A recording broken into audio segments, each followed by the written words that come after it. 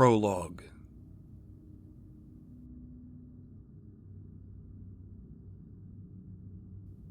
Despite the sprawl of the palace, its shadowed interior hunched low and brooding like a beast awaiting prey, keeping true to Sholosha'ishan tradition. While the grand hall yawned wide like a hunter's fanged mouth to greet a prospective visitor to the Tlatoani, its soaring height seemed paradoxically suffocating. Windowless and lit only sparingly by chandeliers and veiled bulbs set into cold walls, the glow was fast lost amidst sweeping carvings and angular reliefs of dark, ancient stone. Black marble was inlaid with onyx and polished obsidian, and a wanderer in the shining manse of tenebrous architecture was left to wonder whether they'd strayed into some long-forgotten tomb in time-honored Xolotlan beneath the earth. Beautiful and masterful as it all was, there was nothing welcoming about this supposed house of welcome. The pariah empire's proud sovereigns had never valued any diplomacy which did not involve submission. Ichtak found his legs hesitant to support his weight as he advanced into the shadows of the towering pillars lining either side of the cathedral span between the entryway and the far door. The bas-reliefs carved into their flanks, accented with glittering lines of gold to contrast the glistening onyx, leered and snarled out at him from the darkness, their vicious splendor inspiring pride and shame in equal measure. 1,000 depictions of battles and heroes pulled from Sholosha'ishan history and myth dwelt here, locked forever in the fiery throes of war. A massive mural upon the ceiling, beautiful yet fancifully violent, presented the raising of the imperial standard upon the walls of the besieged capital during the nation's civil war some 8 centuries prior. Ichtak kept his eyes low and his feet in motion, not daring to flirt with the towering glories of the past in those tortured moments. The armed imperial guardsmen trailing him seemed to drum out his death march with the soles of their bare feet upon the cold tile of the floor. For the first time in his life, the palace felt foreign to him. Hefty, centuries-old doors cloaked in dark iron and decorated with leering golden bats, stylized and rigid, were swung wide by the traditional guard of 19 which kept watch over the dais room's hallowed entrance. Ichtak approached, but his gaze remained low to the ground.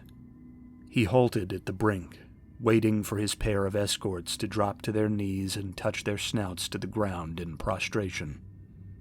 He knew the eyes of the Tlatoani were upon him, and, despite his efforts, failed to hide the tremble which had crept down his arms into his hands. The guards flanking him rose, saluted, and departed, the sound of the familiar routine during so horrible a moment seeming a mockery to him.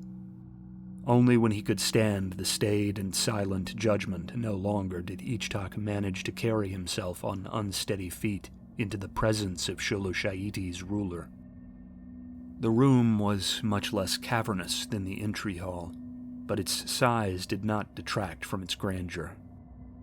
Gold and turquoise laced their way in intricate geometric patterns through the tiles of dark marble, over which Ichtak's feet carried him, their eventual arc taking them to the foot of a raised dais. A cushioned platform crept into his view, but he did not raise his eyes to look upon the woman he knew must await him there. He stopped cold, dreading her words. His eyes remained trained on the 2 lean, hairless, quaintly hounds perched comfortably at the foot of the dais, the poised animal mirrors of their canine Sholosha'ishan masters, trying in vain to find solace in the placid gazes of the twin dogs.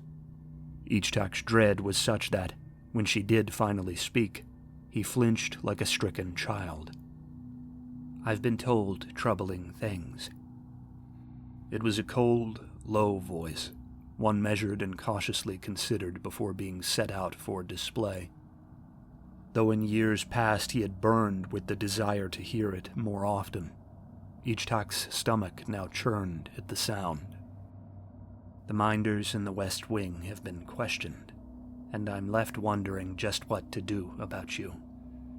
She rose, the soft rustle of her body leaving the dais seeming to rumble like a growled warning in his ear. Ichtak's heels trembled, his feet almost slipping back and away from the words in his panic, but focus kept them blessedly still. The Tlatoani needed no trembling retreat to know the power she held, though. Long years had taught her to bear her office with the pride and terrible respect it was owed, and Ichtak heard her certainty swell as her voice drew nearer. "I'd been worried for quite some time, of course," she said. "I suppose I should have intervened earlier, when you showed so much reluctance to continue courting young Xochitl Kushkotishko.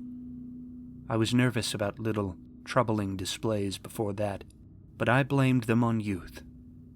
It was easy to write off your disinterest in childish romances, or your awkward questions to the speaker of the word when you were just 10 or 12. The Kushkotishko affair was not so simple." Ichtak could see her pale, gray feet now, kept bare, as was Sholoshaishan tradition when not on the warpath. Indeed, their small size compared to his, the knowledge that her height was already nearly a foot less than his own, did nothing to shore up the teenager's courage. If 17 years walking Harakway's earth had taught him anything, it was that his mother did not need physical scale to exert her power. It radiated off her as if she were a conflagratory star, and her proximity drove him so violently back into himself that he might as well have been a toddler sprawled beneath her. "Look at me," the Tlatoani ordered. "You will be the one sitting upon this dais one day, for better or worse, and it would behoove you to learn how to look another in the eye." Ichtak didn't dare disobey. He found his mother's lean, proud canine features placid and mild, displaying all the fierceness of a stagnant and greening summer pond, her muzzle hidden beneath the veil of office which ever covered her features. The Tlatoani had long ago learned that to loose your anger and allow it to run rampant diminished the mortal sting of your pronouncements.